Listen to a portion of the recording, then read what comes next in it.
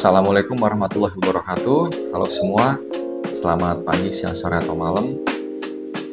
Semoga teman-teman yang nonton video ini selalu diberkahi oleh keberlimpahan, selalu sehat selalu, dan selalu bahagia dan selalu dijauhkan dari hal-hal yang buruk. Oke, di video kali ini saya akan membahas tentang pentingnya kita ini membaca buku, teman-teman. Nah, pernahkah kalian dengar peribahasa tentang membacalah agar kamu mengenal dunia dan menulislah agar kamu dikenal dunia?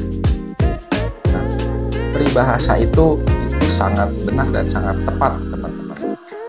Karena apa?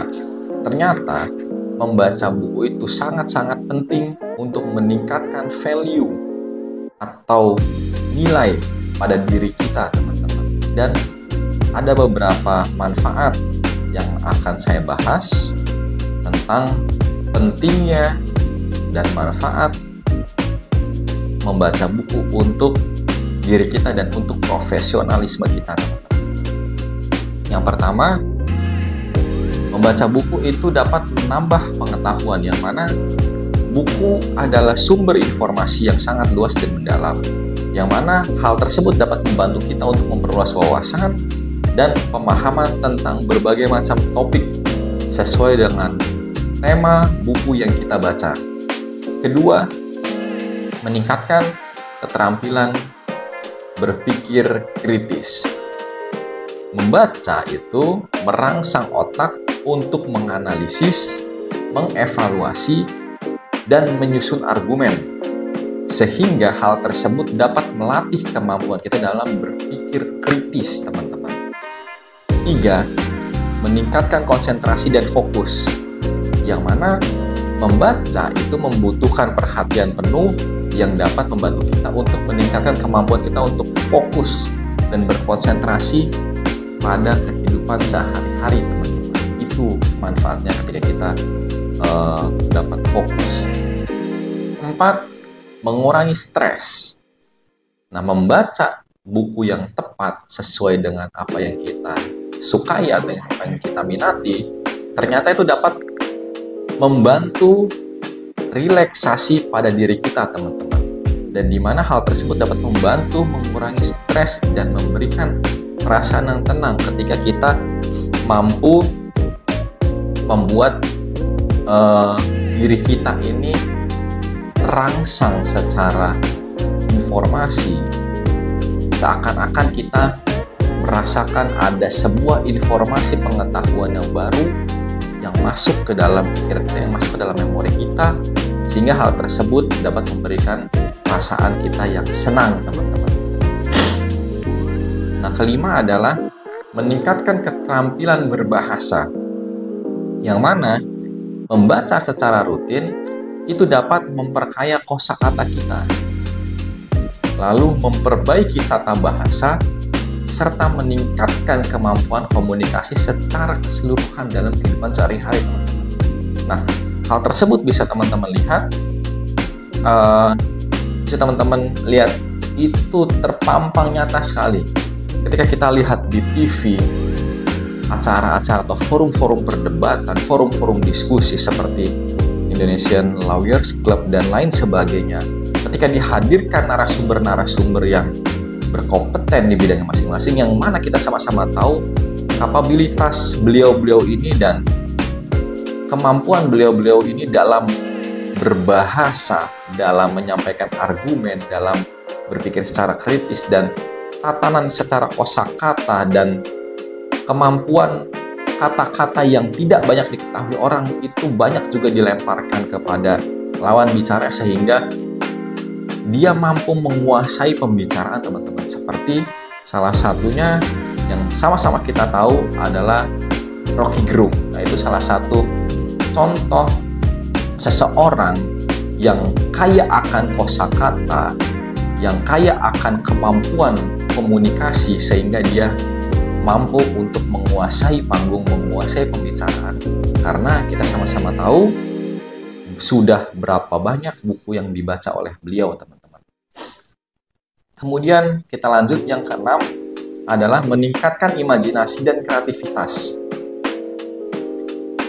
Nah, pada buku, terutama pada buku fiksi, itu dapat membuka pintu bagi dunia baru untuk merangsang imajinasi dan kreativitas kita. Contohnya, ketika kita membaca buku yang bertemakan tentang fiksi, kita beranggapan dan kita diajak seolah-olah kita masuk ke dalam buku tersebut dan kita membayangkan apa yang ada di dalam tersebut, apa ada yang ditulis di dalam buku tersebut, teman-teman. Seperti contohnya, ketika aku naik ke atas padang gurun, di sana aku melihat ada seekor kuda, lalu aku mendekatinya.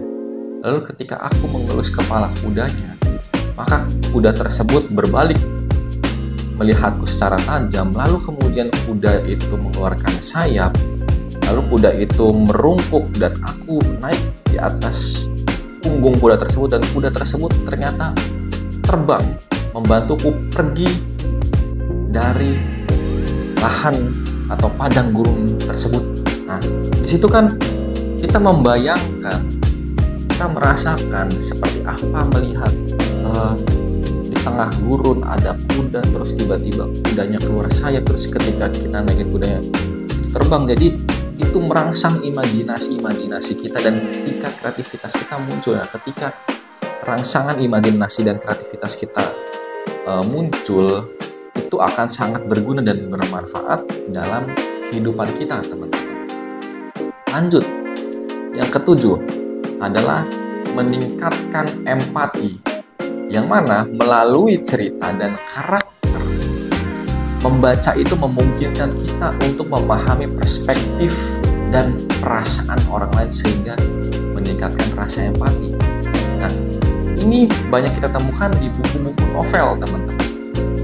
Di novel-novel tentang romansa, tentang persahabatan, tentang perjuangan, ini seringkali kita temui tentang satu karakter yang kuat gitu, yang menjadi lakon utama dalam buku tersebut atau dalam novel tersebut, tentang perjuangannya, tentang kekeluargaannya, tentang